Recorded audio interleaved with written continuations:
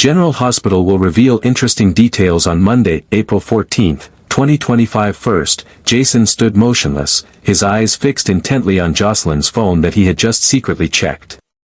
His suspicions about the young woman and the secrets she was keeping grew stronger by the day. Jocelyn had been lying about her Easter Island trip, crafting elaborate fabrications to conceal her actual work for the WSB. Jason furrowed his brow, his instincts rarely wrong, and this time was no exception. Something felt off in the way Jocelyn avoided questions, in the worried look she tried to hide whenever she received mysterious calls.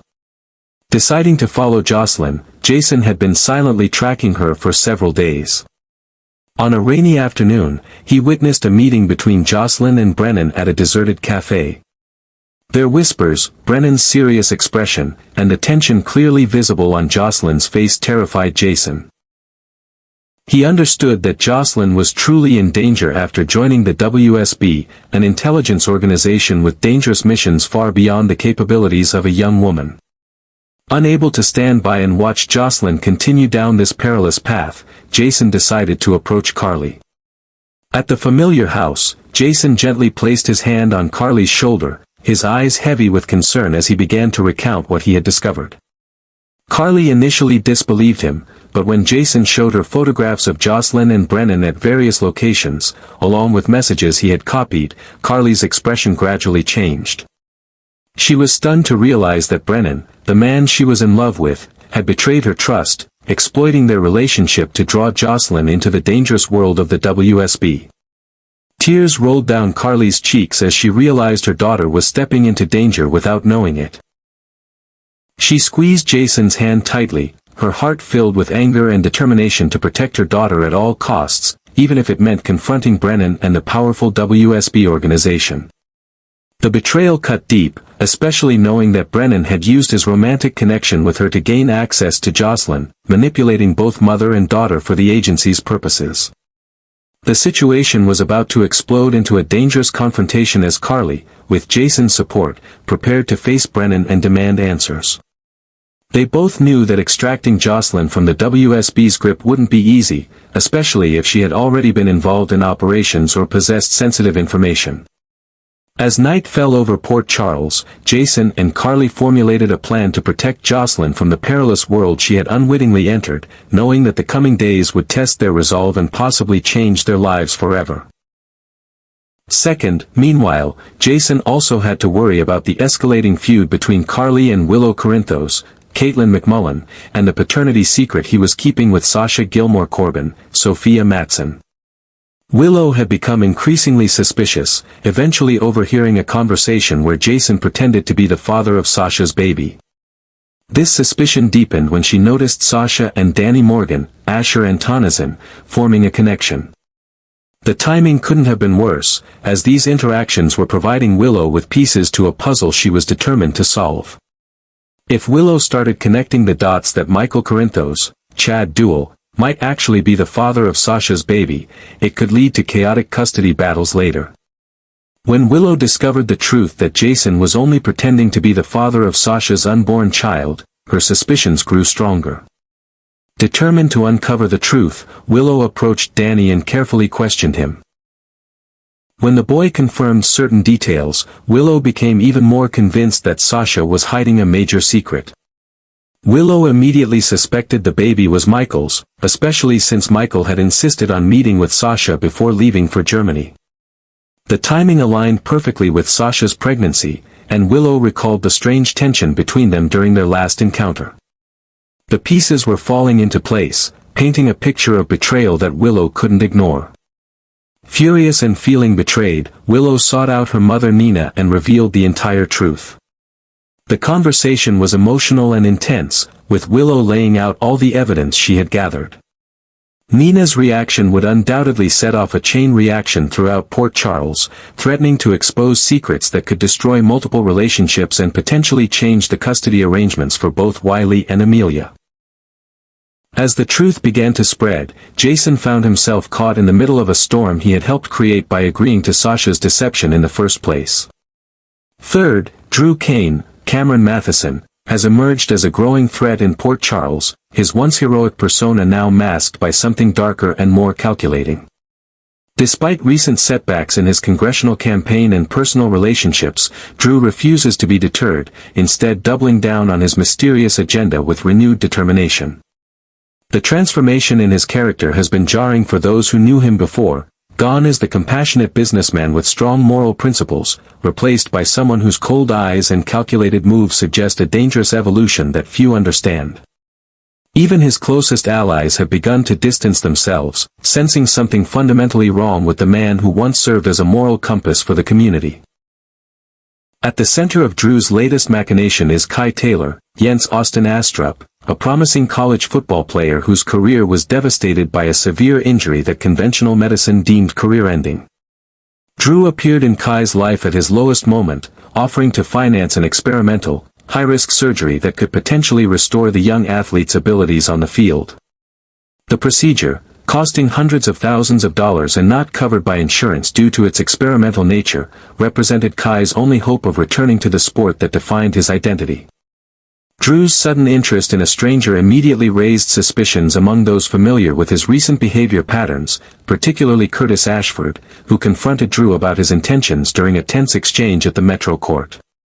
"Leave Kai out of this." Drew had snapped when Curtis questioned his motives, his uncharacteristic aggression revealing just how sensitive the subject had become. Curtis, concerned that Kai might become collateral damage in whatever scheme Drew was orchestrating, warned that he would be watching closely. The confrontation only deepened the mystery surrounding Drew's interest in the young athlete, leaving Curtis convinced that Drew's seemingly generous offer concealed ulterior motives that would ultimately harm the vulnerable young man. Trina Robinson, Tabiana Ali, who knows Kai through their shared classes at PCU, has attempted to warn him about Drew's dangerous reputation. During a heartfelt conversation at Kelly's Diner, Trina carefully explained her concerns. "The man offering to pay for your surgery isn't the same Drew Kane who returned to Port Charles 2 years ago. Something's changed, and not for the better." She shared information from her mother, Police Commissioner Jordan Ashford, about Drew's increasingly questionable activities and the dramatic personality changes observed by those closest to him. Despite her genuine concern and compelling evidence, Kai remained skeptical of Trina's warnings, his desperation to return to football overshadowing any potential red flags about Drew's true intentions. What Trina doesn't yet know is that Kai has already accepted Drew's offer, with conditions extending far beyond financial assistance. In a private meeting at Drew's penthouse, Drew revealed the true terms of their arrangement. In exchange for financing the surgery, Kai would need to infiltrate a secure research facility to obtain proprietary information that Drew claimed was rightfully his. Kai, viewing this as a small price to pay for his dream, reluctantly agreed to the one-time task, failing to understand that in Drew's world, initial favors inevitably lead to deeper entanglements. Just this once, Drew had assured him with a smile that didn't reach his eyes, and then we're square, words that would soon prove hollow as Drew's true plans unfolded. The nature of Drew's request raises disturbing questions about his current objectives and mental state. Is his behavior the result of sophisticated Cassidy mind control techniques, similar to those used on Jason years ago? Did he suffer a traumatic brain injury during his time in Pentonville that altered his personality? Or is this perhaps the emergence of Drew's true nature after years of suppressing darker impulses? Whatever the cause, Drew has become one of Port Charles's most unpredictable and dangerous residents, with Kai now firmly in his crosshairs as both a tool and potential long-term asset in whatever game he's playing. As Kai prepares for both his surgery and the dangerous mission Drew has assigned him, he remains blissfully unaware of how deeply he's already been ensnared. The young athlete believes he can complete this one task, undergo his surgery, and return to his normal life. But those familiar with Port Charles know that once you enter the criminal underworld, extraction comes at a terrible price. Drew's cryptic comment during their last meeting, "Talent like yours shouldn't be wasted, on or off the field," suggests he has long-term plans for Kai that extend far beyond this initial assignment, plans that will likely draw the young man deeper into a world of danger and deception from which there may be no escape. As this dangerous game continues to unfold, the stakes for everyone involved continue to rise, with innocent lives hanging in the balance and Drew Kane moving ever closer to revealing his true, potentially devastating endgame. Finally, Kristina Corinthos Davis, Kate Monsey, found herself spiraling into panic as she discovered that Ava Jerome, Maura West, was blackmailing her mother, Alexis Davis, Nancy Lee Grahn. The revelation came at the worst possible time, as Kristina was already drowning in guilt over her reckless actions that had endangered innocent lives. Standing in her mother's living room, watching Alexis's hands shake as she poured herself a glass of water instead of the scotch she clearly craved, Kristina felt the weight of her decisions crushing down on her. The security camera footage that Ava had obtained clearly showed Kristina cutting the brake lines on Rick Lansing's car, evidence that could send her to prison for years if it ever reached the police. The blackmail demand was astronomical, a sum that Alexis couldn't possibly pay, even with her access to the Cassadine family funds. Ava had been calculating in her approach, waiting until the perfect moment of vulnerability to strike. She had cornered Alexis outside the courthouse, sliding the envelope containing screenshots from the video across the bench between them. $1 million by the end of the week, Ava had whispered, her red lips curving into a predatory smile, or your daughter's future goes up in flames. Alexis had maintained her composure until she was alone in her car, where she finally allowed herself to break down, knowing that protecting her daughter might cost her everything. Kristina's guilt intensified as she considered the innocent victims of her vengeful act. Rick Lansing had been her target, the man she blamed for manipulating her father's medication and causing his recent erratic behavior. But Elizabeth Weber had been in the car too, suffering severe injuries that left her hospitalized and fighting for her life. Every news update about Elizabeth's condition felt like another knife twisting in Kristina's gut. She had never meant to hurt Elizabeth, had never considered that her actions might harm anyone other than Rick. The road to hell truly was paved with good intentions, and Kristina now found herself standing at its gates. The situation was made infinitely worse by Sonny's fragile health condition. Her father had recently suffered a heart attack, and his doctors had warned that any significant stress could trigger another, potentially fatal episode. Kristina knew that if the truth about what she had done became public, the shock and disappointment might be more than Sonny's weakened heart could bear. She had acted to protect her father, believing that Rick was responsible for tampering with his medication, but in doing so, she had created a situation that now threatened his life in an entirely different way. The irony was bitter and inescapable. As Kristina paced her apartment that night, the walls seemed to close in around her. She could see no way out that didn't end in disaster for someone she loved. If Alexis paid the blackmail, she would be financially ruined. If the truth came out, Sonny's health would be at risk, and Kristina would likely go to prison. The weight of responsibility for this impossible situation rested squarely on her shoulders, and for the first time, she understood that there was no escaping the consequences of her actions. No amount of family loyalty or Corinthos power could make this problem disappear.